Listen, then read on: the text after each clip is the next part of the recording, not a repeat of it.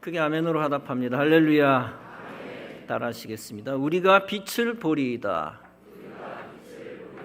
우리가 빛을 보리이다 라는 제목으로 말씀 전합니다. 서울대 경제학과 명예교수인 송병락 교수가 있었습니다. 그는 이런 말을 했습니다. 잘 되는 집안은 장점을 살리고 안 되는 집안은 단점을 살펴 싸운다. 사실 너무 당연한 말입니다. 모든 사람들이 이 원리를 부인하는 것은 아닙니다. 머리의 생각으로는 인정합니다. 그러나 가슴으로 마음으로는 인정하지 않습니다. 그리고 수많은 가정이 이 원리를 적용하지 않습니다. 좀처럼 상대방의 장점을 찾거나 말하거나 인정하지 않습니다. 상대방의 나쁜 것만 보는 습관 때문입니다. 그리고 상대방을 쉽게 비난하는 습관 때문입니다. 그로 인해 불행에서 벗어나지 못합니다. 반대로 이 원리를 적용하면 달라집니다. 장점을 찾고 말하고 인정하면 집안을 살린다는 원리입니다. 그러면 불행한 가정이 점점 행복한 가정으로 바뀝니다. 행복한 가정은 그 행복을 일생 지켜나갑니다. 바라봄의 법칙이 있습니다. 시선을 어디에다 두고 있느냐가 중요합니다. 장점을 바라보면 감사와 기쁨이 생깁니다. 반대로 단점을 바라보면 불평과 슬픔이 더해집니다. 특별히 우리의 시선을 떼지 말아야 할 것이 있습니다. 다름 아니라 하나님의 빛입니다. 본문에서 다윗은 말합니다. 진실로 생명의 원천이 주께 있사오니 주의 빛 안에서 우리가 빛을 보리이다. 다윗이 왜 빛을 보라고 말했을까요? 왜냐하면 빛은 하나님의 속성이기 때문입니다. 요한복음 1장은 말씀합니다. 태초에 말씀이 계시니라. 이 말씀이 하나님과 함께 계셨으니 이 말씀은 곧 하나님이시니라. 그 안에 생명이 있었으니 이 생명은 사람들의 빛이라. 참빛 곧 세상에 와서 각 사람에게 비추는 빛이 있었나니 영접하는 자 곧 그 이름을 믿는 자들에게는 하나님의 자녀가 되는 권세를 주셨느니라. 요한일서 1장은 말씀합니다. 우리가 그에게서 듣고 너희에게 전하는 소식은 이것이니 곧 하나님은 빛이시라. 그에게는 어둠이 조금도 없으시다는 것이니라. 만일 우리가 하나님과 사귐이 있다 하고 어둠에 행하면 거짓말을 하고 진리를 행하지 아니함이거니와 그가 빛 가운데 계신 것 같이 우리도 빛 가운데 행하면 우리가 서로 사귐이 있고 그 아들 예수의 피가 우리를 모든 죄에서 깨끗하게 하실 것이라. 또한 에베소서 5장은 말씀합니다. 너희가 전에는 어둠이더니 이제는 주 안에서 빛이라. 빛의 자녀들처럼 행하라. 이 말씀이 무슨 뜻입니까? 어둠은 그리스도와 사귀는데 절대 장애가 된다는 얘기입니다. 따라서 어둠을 바라보지 말고 어둠에 속한 자 되지 말라는 것입니다. 반대로 그리스도의 빛을 바라보고 그 빛을 받으라는 것입니다. 그때 어둠의 죄가 물러간다는 것입니다. 예수님이 생명의 빛이시기 때문입니다. 본문은 생명의 원천이 주께 있다고 말씀했습니다. 그 이유는 하나님은 창조주 하나님이시기 때문입니다. 창조주 하나님이 생명을 지으실 뿐만 아니라 하나님의 생명을 공급해 주셨습니다. 생명체를 만드시고 떠나신 분이 아닙니다. 생명체를 만드신 후 계속 생명을 주시는 분입니다. 잠깐 생명을 주시고 멈추시는 분이 아닙니다. 계속 생명을 영원히 공급해 주시는 분입니다. 왜냐하면 하나님의 생명은 일시적인 생명이 아니기 때문입니다. 하나님의 생명은 태초부터 영원까지 이어지는 영원한 생명이기 때문입니다. 우리 인생이 그 영원한 생명을 받아야 합니다. 예수 믿고 구원받아 영생을 먼저 얻어야 합니다. 그 후 영생을 얻은 자답게 하나님의 생명을 계속 받아야 합니다. 즉 하나님의 생명과 끊어지지 않고 연결되어 있어야 합니다. 그러면 이 땅에서도 생명 있는 자가 되어 능력 있게 삽니다. 특별히 생명 있는 자로 살기 위해 필요한 것이 있습니다. 그것은 다름 아니라 하나님의 빛을 바라보는 것입니다. 하나님의 빛을 바라본다는 것은 하나님의 영광을 바라본다는 것입니다. 하나님의 거룩한 목표와 비전을 바라보는 것입니다. 그때 빛의 생각과 마음을 가지게 됩니다. 그때 믿음의 생각을 하고 불신앙을 이기게 됩니다. 그때 믿음의 말을 하게 되고 부정적인 말을 이깁니다. 그리고 그때 생명의 빛을 전하는 자가 되고 어둠의 권세를 이깁니다. 지옥의 권세, 죽음의 권세, 마귀의 권세를 이깁니다. 모든 인생에게 공통점이 있습니다. 어둠을 바라보면 어둠의 생각을 하고 어둠의 마음을 품는 것입니다. 빛을 바라보면 빛의 생각을 하고 빛의 마음을 품는 것입니다. 인생이 어둠을 바라본다는 것은 빛을 피한다는 얘기죠. 빛에서 시선을 떼고 과거의 어둠을 바라보는 것입니다. 과거의 어둠은 과거의 고통스러운 경험입니다. 특히 과거의 불행한 경험입니다. 천재지변이나 사고로 오는 불행한 경험입니다. 범죄나 사기로 인해 오는 불행한 경험입니다.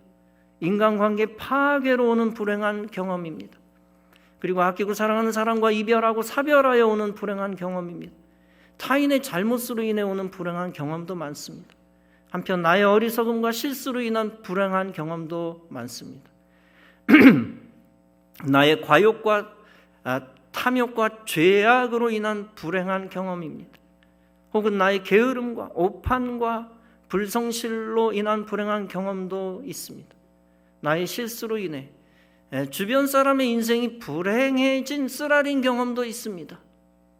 이 모든 것은 우리의 현재의 삶에 계속 영향을 끼칩니다. 계속 생각나게 하고 계속 원망하게 하고 탄식하게 합니다. 내가 거길 가지 말았었어야 했는데, 내가 그것을 허락하지 말았었어야 했는데, 내가 그 사람과 만나지 말았었어야 했는데, 내가 거기에 돈을 쓰지 말았었어야 했는데 등등 무수한 후회와 분노가 있습니다. 그 아쉬움 속에서 또한 조바심을 내는 것이 있습니다. 아직 내가 하지 못하고 있는 것을 반드시 해야 한다는 강박증입니다. 이거 하지 않으면 나는 존재 가치가 없어. 여기에 들어가지 않으면 나의 인생은 무가치. 이렇게 스스로 규정하고 자기를 생각의 감옥에 가두어 버립니다.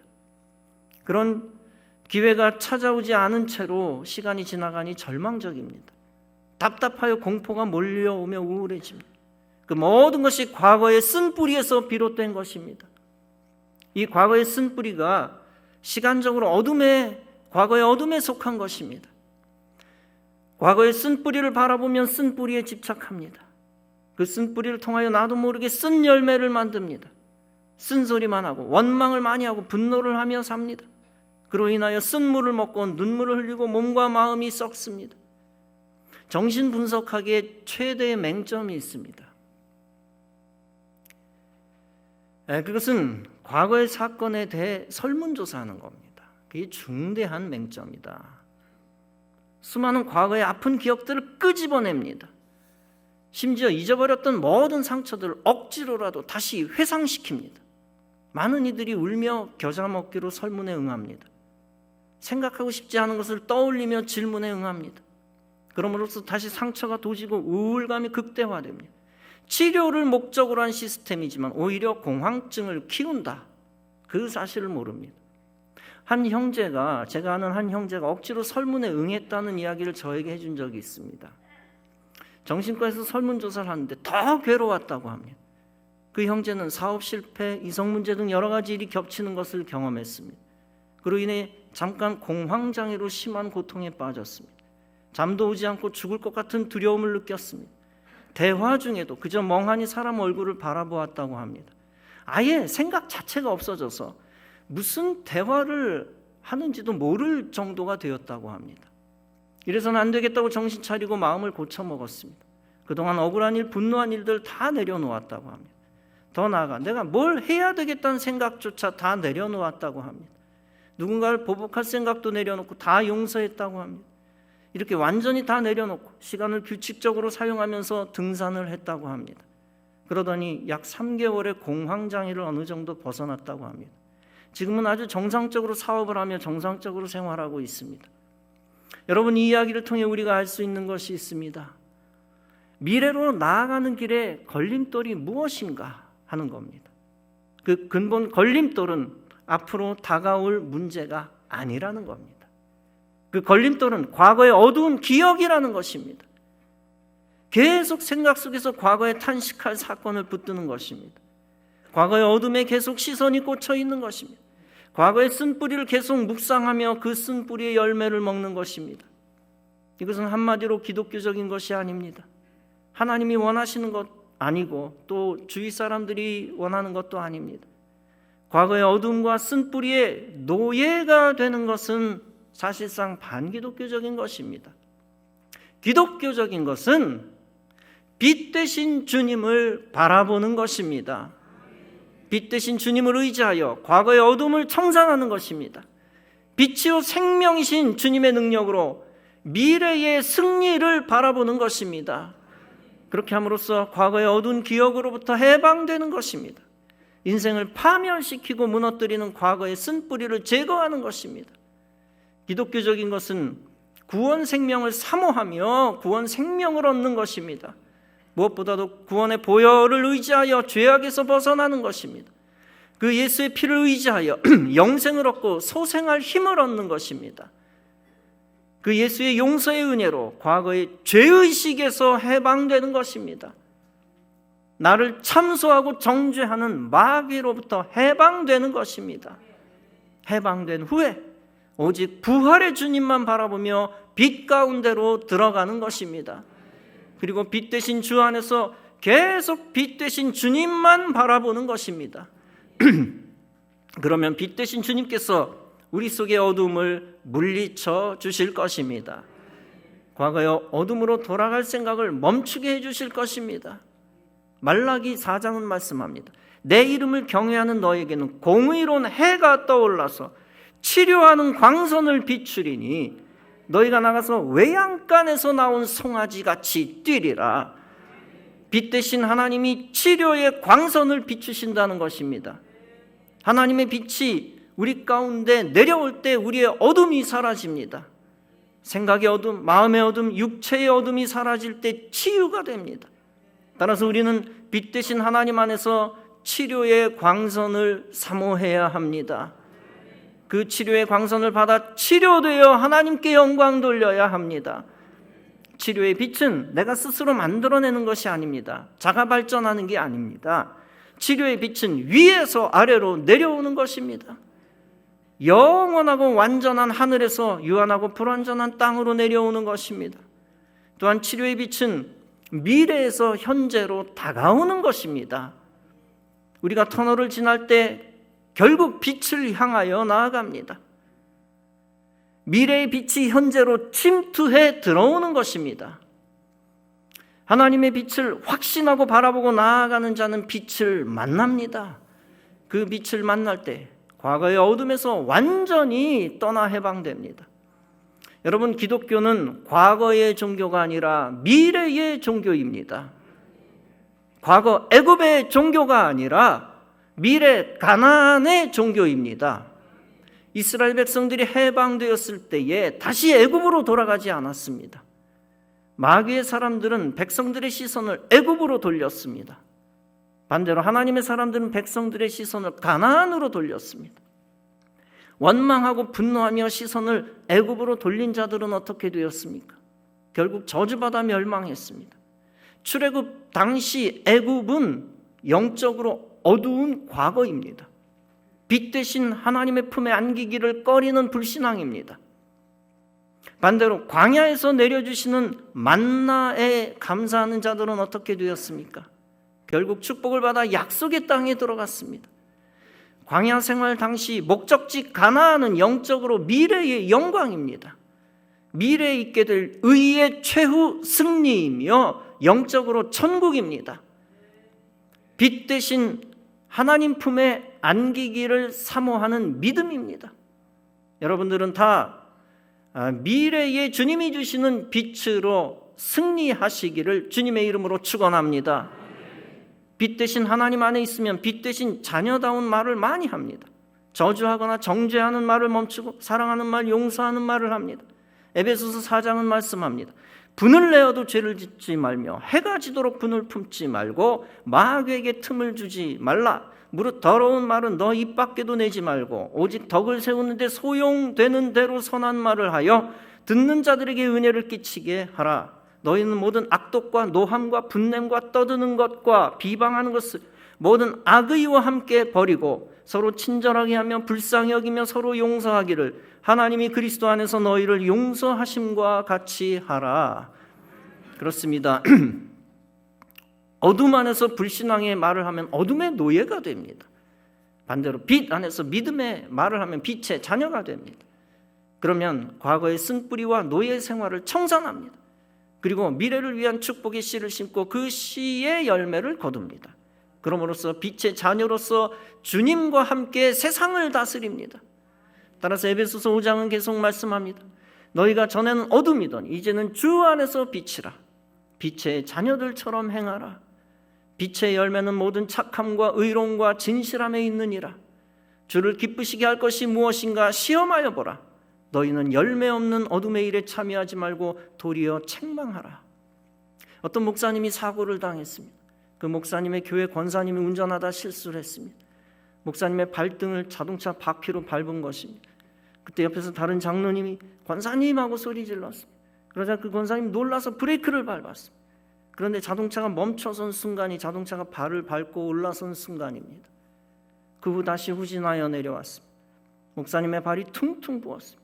나중에 알고 보니 뼈가루가 발 속에 생겨 몇 개월을 고생을 했답니다. 세월이 지나 발이 낫게 되었습니다. 이 사건 자체만으로 보면 억울하고 불평할 만한 사건입니다. 그러나 그 목사님은 묵상하다가 참 감사하다라고 했답니다. 권사님을 보면 권사님 참 감사합니다라고 말했다고 합니다. 목사님이 가해자를 원망하지 않고 감사할 수 있었던 이유가 무엇이었을까요? 권사님이 브레이크를 잡은 일이 오히려 더 큰 사고를 막았다는 것입니다. 만약 그때 바퀴가 목사님 발을 타고 넘어갔다면 어떻게 되었을까? 그랬다면 오히려 더 큰 일이 일어났을 것이라는 것입니다. 그러면 발을 뒤틀어 더 으스러졌을 것이라는 것입니다. 그러면 진짜 장애를 안고 살아갔을 것이라는 것입니다. 그러나 바퀴가 발 위로 올라갔다가 그대로 후진했습니다. 그렇게 한 것이 전화위복이었다는 것입니다. 그로 인하여 발이 더 뒤틀리는 일이 생기지 않았을 것이라는 것입니다. 이처럼 목사님은 원망할 만한 일을 믿음으로 다시 바라본 것입니다. 괴로움을 준 사건을 오히려 감사의 사건으로 다시 해석한 것입니다. 여러분, 이러한 생각이 어둠에 속한 생각이 아니라 빛에 속한 생각입니다. 과거의 어둠의 노예로 남지 않게 하는 생각입니다. 반대로 미래의 빛을 보며 앞으로 나아가게 하는 생각입니다. 여러분 모두 이렇게 감사만 하여 빛의 자녀가 되시기를 바랍니다. 불만과 원망의 사건도 빛을 향하여 믿음으로 다시 해석해야 합니다. 그러면 어둠의 생각에서 해방되고 오히려 넓고 밝은 믿음의 마음을 갖게 됩니다. 남아메리카, 즉 남미 아르헨티나와 칠레 두 나라가 있습니다. 이 두 나라가 양국의 우호를 다지기 위해 국경에 세운 것이 있습니다. 그것은 다름 아니라 예수 그리스도의 동상입니다. 그런데 이 동상으로 인해 오히려 난감한 상황이 되었습니다. 두 나라는 전쟁이 일어날지도 모르는 위기를 맞았습니다. 그 이유가 무엇이었을까요? 그 동상이 완성 단계에 이르렀을 때입니다. 칠레의 어떤 사람들이 이렇게 주장을 했기 때문입니다. 예수님 동상이 칠레의 등을 돌리고 계신다.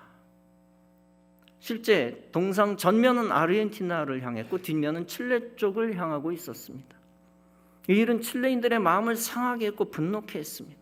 사람들의 감정은 점점 거칠어져 갔습니다. 양국 간의 감정이 나쁜 방향으로 치닫게 되었습니다.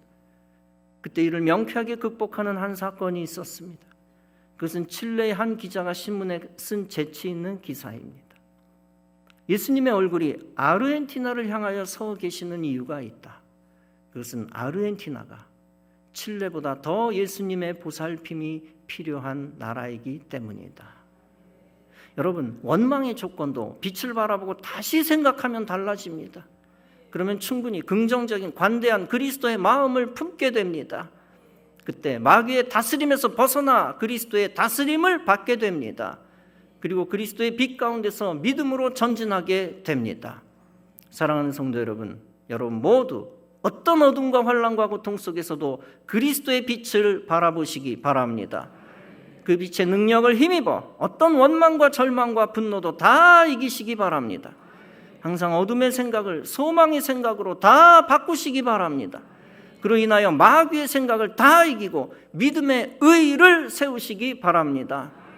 빛의 자녀답게 생명 있는 자답게 살다가 영광의 빛에 참여하는 성도 여러분 다 되어지시기를 주님의 이름으로 축원합니다.